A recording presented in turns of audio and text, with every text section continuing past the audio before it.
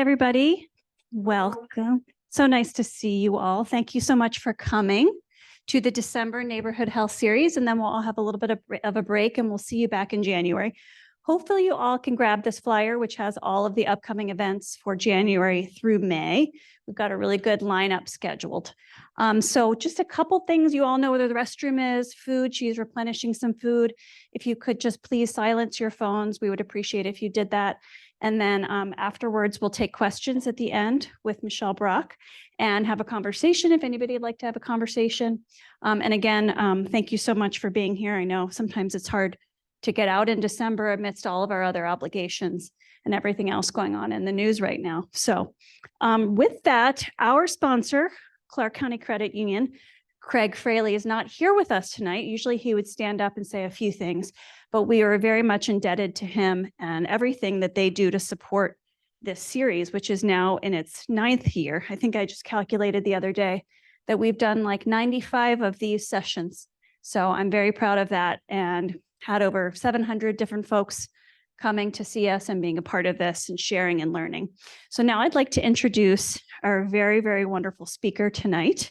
Michele Brock is a nurse practitioner and has been in the healthcare industry for the past 30 years. Her job includes the diagnosis and treatment of various chronic illnesses in a primary care setting. And she believes that every single life matters, so she ensures that every day she handles her job with great empathy and careful attention. You can see all of the letters after her name. She has many letters. She has her associates, her bachelor's, and a master's of nursing degree from Maryville University, and she has national certification as a nurse practitioner and specializes in geriatrics.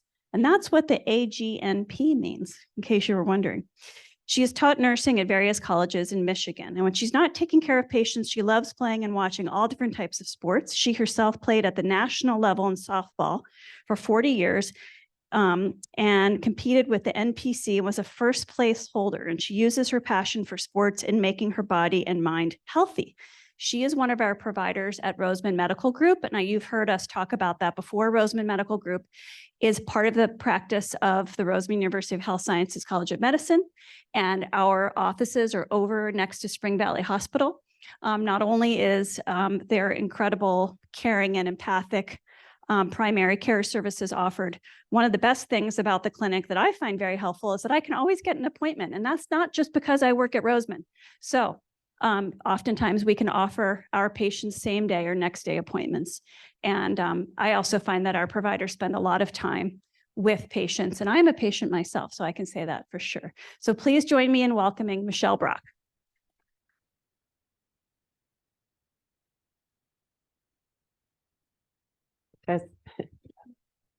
Good evening, everyone. Thank you for coming. As stated, I am Michele Brock. One thing to mention about Roseman Medical Group is we have 4 providers there, 3 nurse practitioners and 1 medical director. Again, we'd like to thank our sponsor, Clark County Credit Union. Our agenda tonight looks a little bit like this. We're going to touch lightly on each one of these.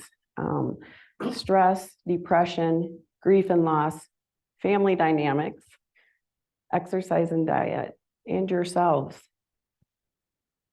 So first, we're going to start about our introduction. And again, thank you for having me. The holiday season is a time full of joy, cheer, festivities, and social gatherings. However, for many people, it can be a time of self-evaluation, loneliness, reflection on our past losses, and anxiety about what the future holds. What is stress? Is it physical? Is it mental? Well, the World Health Organization states that it can be defined as a state of worry or mental tension caused by a difficult situation. Stress is a natural human response that prompts us to address challenges and threats in our lives. It can be little, like I can't find my keys, I got to get to work, or it can be life-altering, car crash, a loss, those types of things. It's individual. Some of the signs of stress I'm going to talk to you about, but these are not limited. You can have difficulty breathing. You can have just a headache, body pains, blurred vision, stomach upset, sleep disturbance, mental health exacerbations. So if you're a mental health holder, whether it's anxiety, depression, mood disorders, it can really exacerbate that during the time of stress. Loss or increase of appetite. So some of us lose weight, some of us gain weight. Here are some coping skills when you feel stressed. And these are just limited. And if you'll notice on the screen, it's all about yourself, because it's how you're going to cope, not how your neighbor copes, not how you're told to cope. It's yourself. That's the most important thing on this slide. So when you have stress, whether you're at work, home, school, just find a little few minutes and find a quiet room. That's one option. Take a walk by yourself. Again, if you're work, at home, go out for a walk by yourself.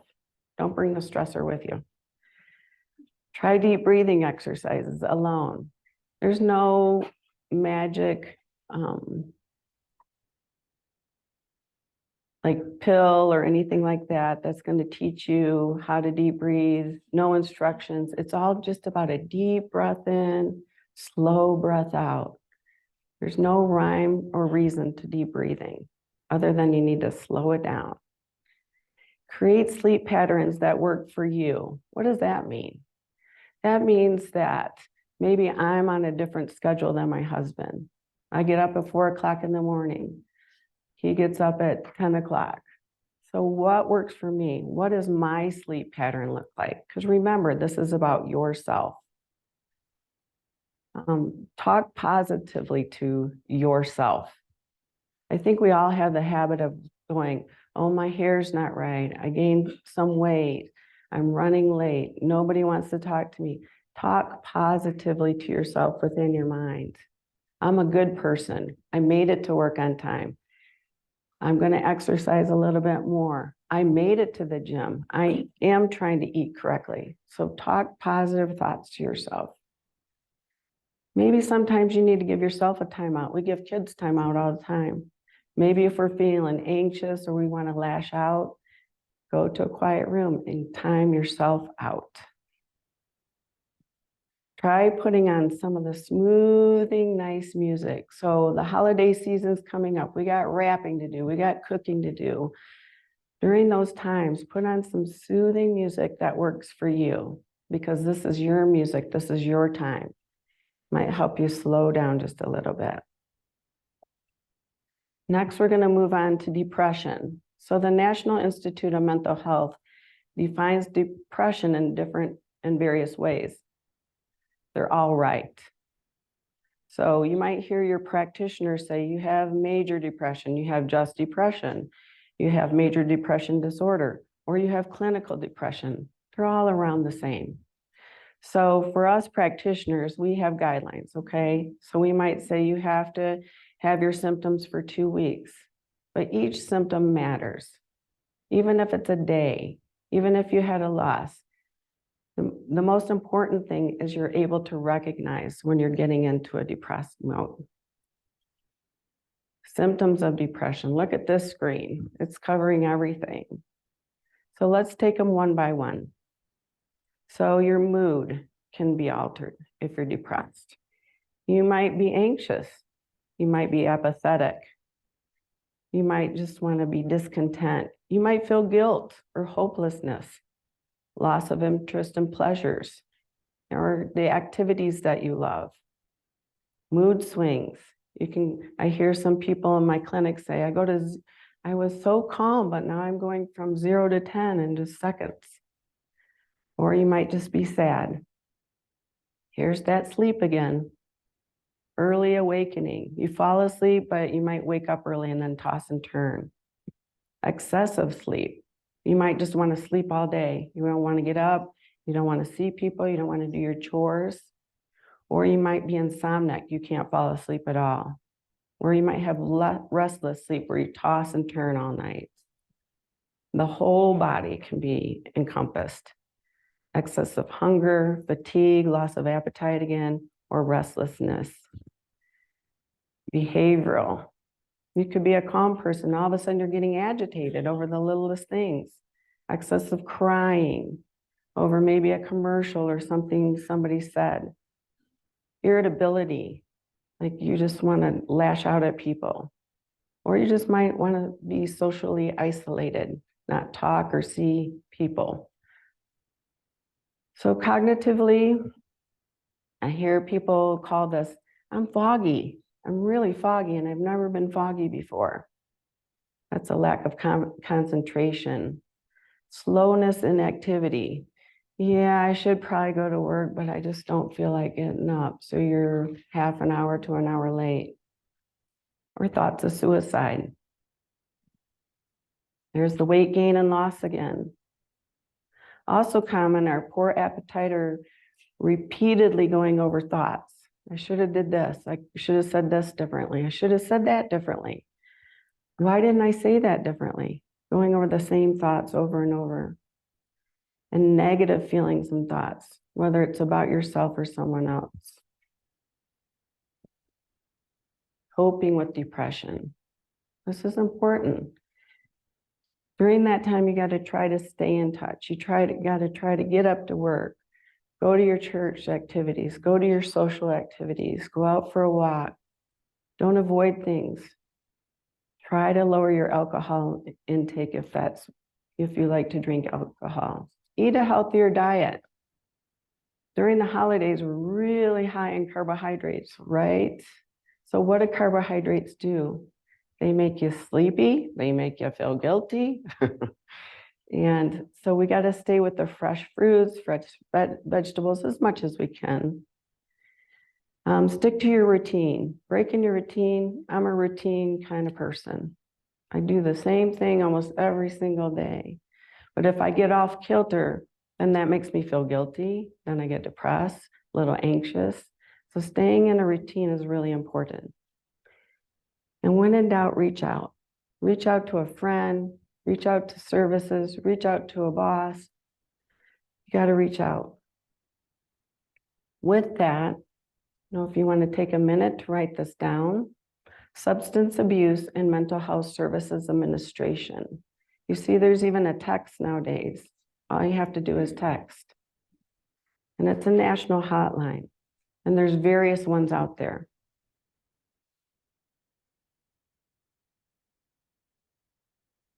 So now we're going to move on to grief and loss throughout the holiday.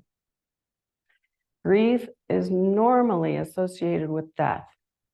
It's familiar to most people, but individuals grieve in connection with a variety of losses throughout their lives, such as unemployment, ill health, end of a relationship. Whatever your grief is, it's yours, and it's okay. You could have lost a father this year, a mother, brother, sister, significant other, a child.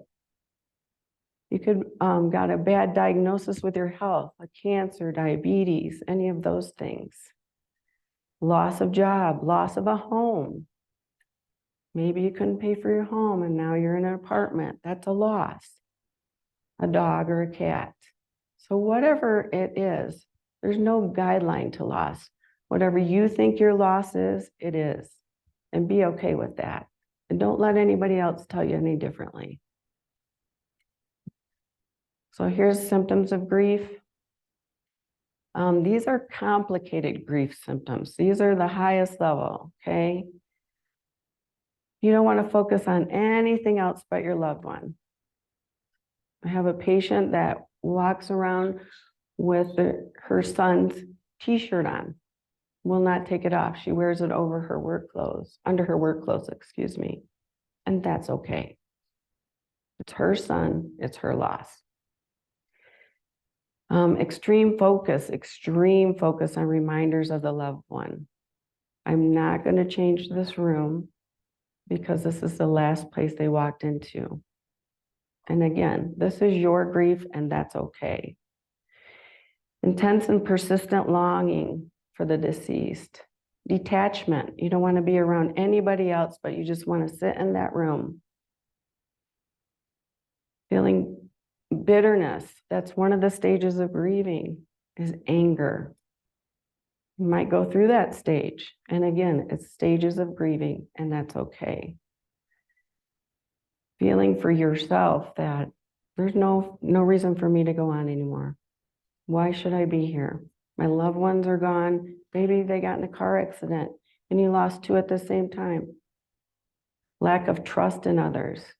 Well, they left me. Why isn't the next person going to leave me through death or dying? The inability to enjoy life.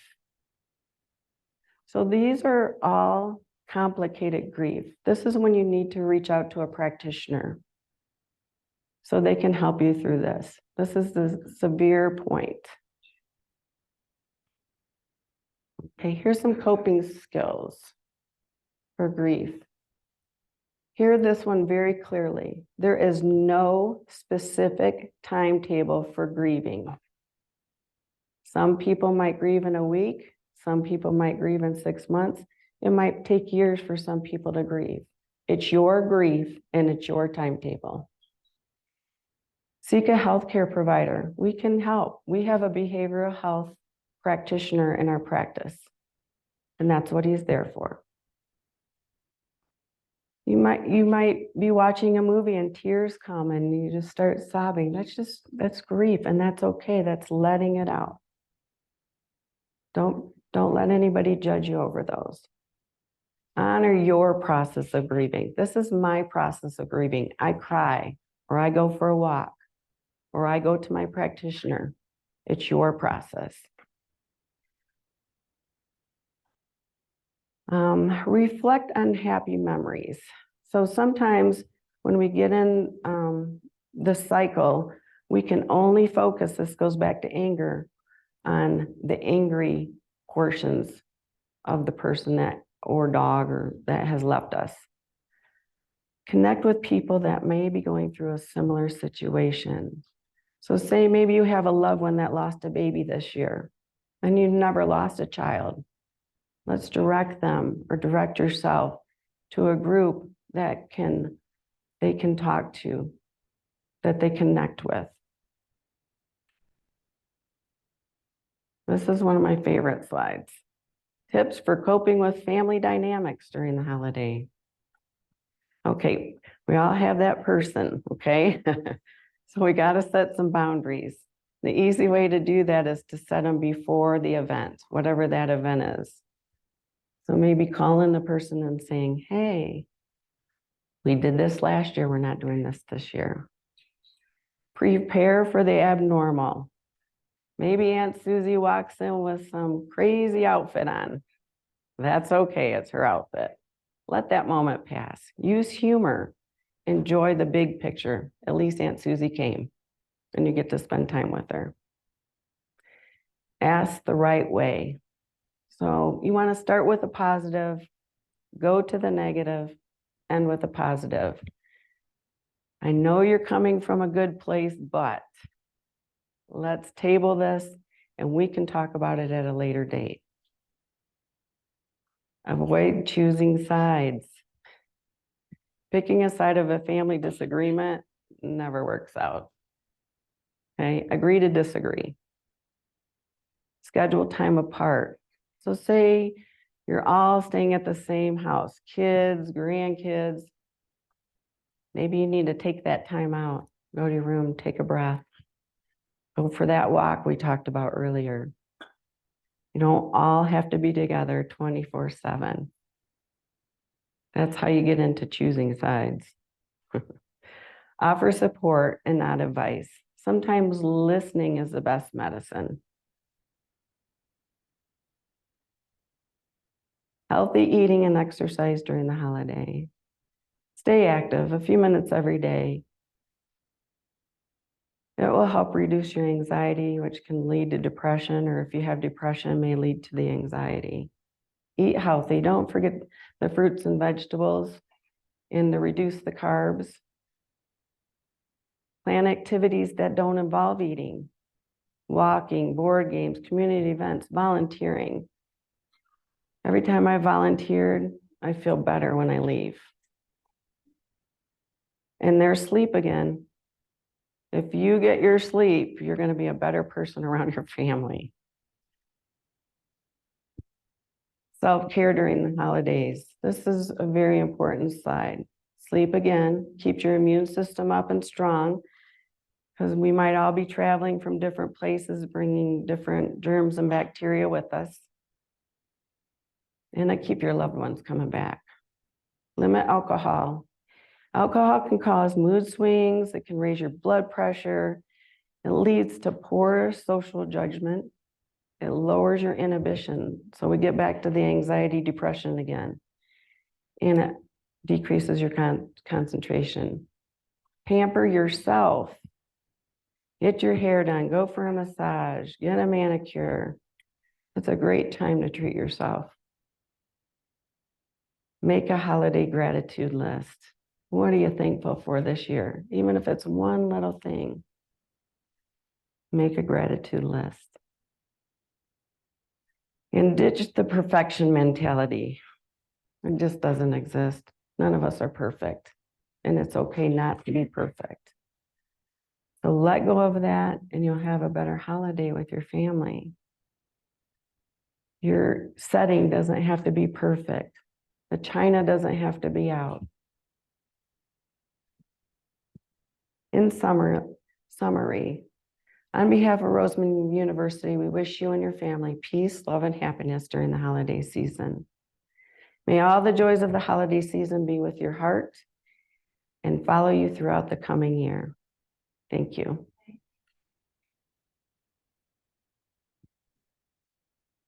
Anyone have any questions or anything they'd like to talk about? If so, I'm going to pass the mic back to you.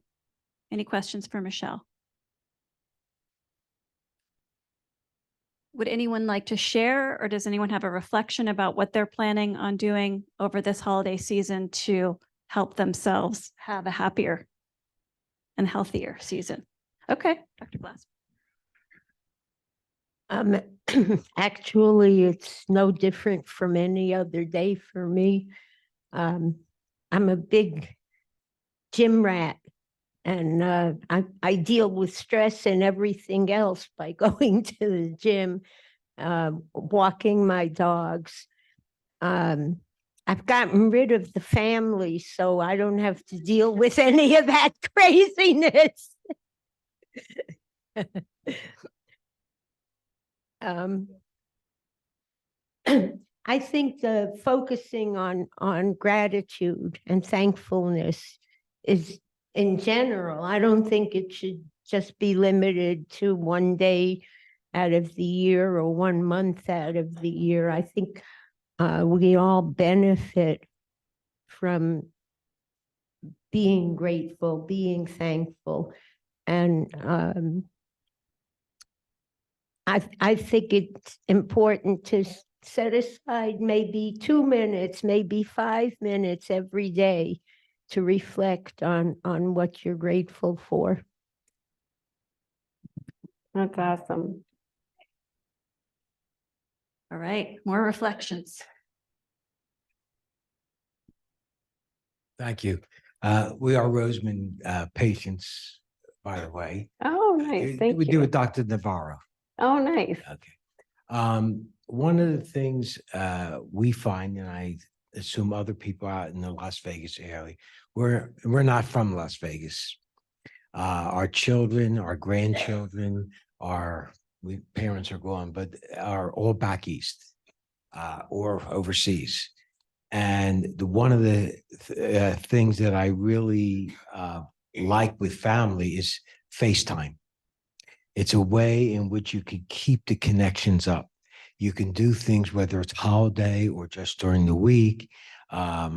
When my one grandson was learning math and things, I had flashcards that we used to do and it gives you a connection and an interaction that a generation ago we did not have when somebody wasn't in the area. And though I think communication is important, because being out here, being away from the majority of your family, you can tend to be alone, especially at holiday time when all your friends might have their families around. So it's a very good thing to reach out And sometimes the younger generation needs to be told, we like to hear from you. You know, Mhm. I've started with two of my grandsons playing chess, Oh. where we have a chessboard on the video and we play once or twice a week. So it's just a way, find things where you can reach out to the family so they know, because a child doesn't know grandpa needs a connection.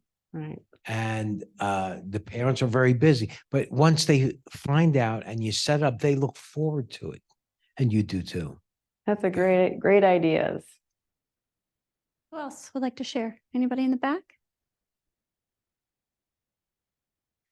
Okay, do you mind advancing to the next slide so they can see the address of Roseman? Here we come to you, Dr. Rodriguez.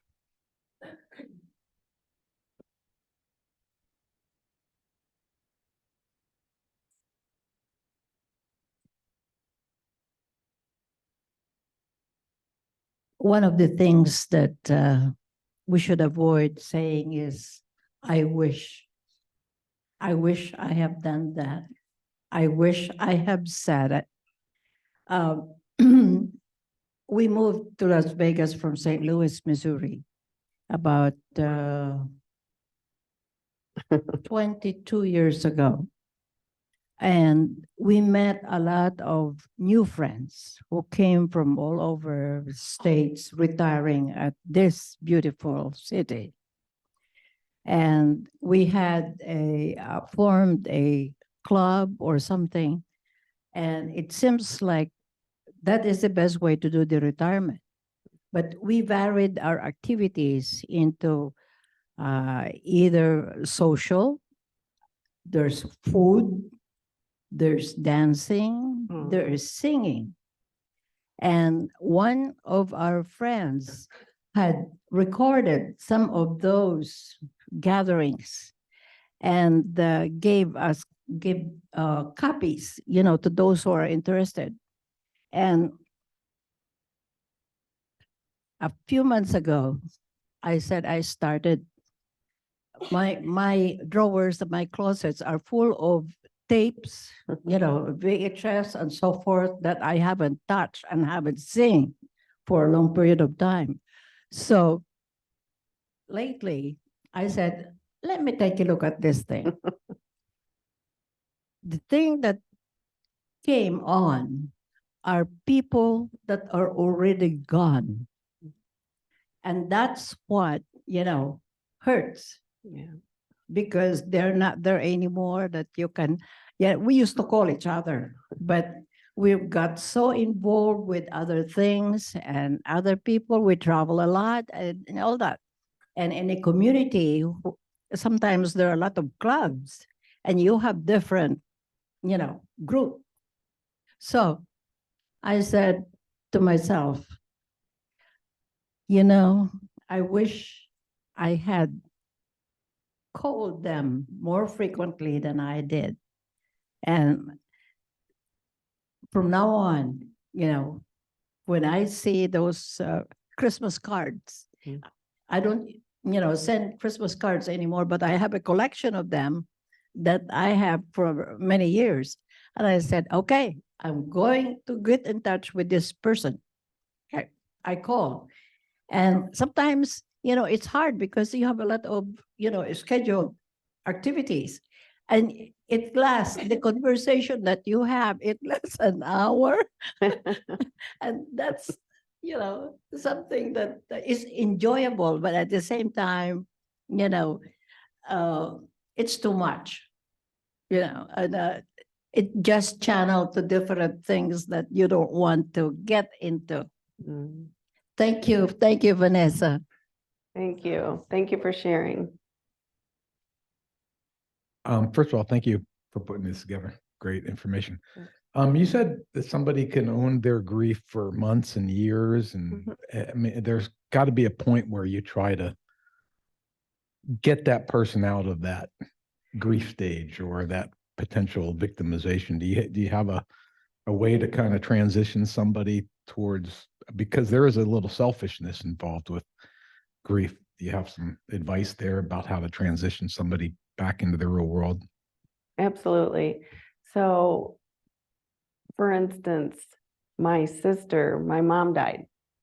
And my brother and I grieved a little bit, and we have a good spiritual base. So we went with that. You know, she's in heaven, so on and so forth. My sister didn't have the spiritual base, not that spiritual basis has to be a part of it, but we got her to go to counseling because she got into alcohol and then the depression and then the anxiety. It was a cyclical event. So we got her to go to counseling. We invited her to go do different activities outside of the house so she couldn't get into those pictures like you were talking about and get into those memories. So distraction, I guess is my point, distraction, whatever that might look like.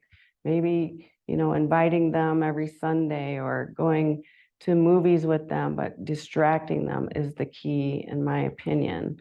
But you got to find their trigger, what they like and don't like, and stay away from the don't likes, obviously, because then you're going to go down that depression road and get into the likes. What do they like to do, or what did they used to like to do that they're missing in their life? And obviously, your provider can help you with that, and getting them to counseling is key, or groups, whatever that group might look like. So in our family, we got her to a group therapy because we had a big church back home in Michigan. So we got her to one of those group therapies with women that were around her same age. So that helped. How's she doing now? She passed away, but she was doing good. Yeah, she passed away, but she's doing good. Before she passed, she was in a good place, had found a significant other. She was very involved with her lady group. And so, yeah, she was on a positive note. You're welcome. Anybody else?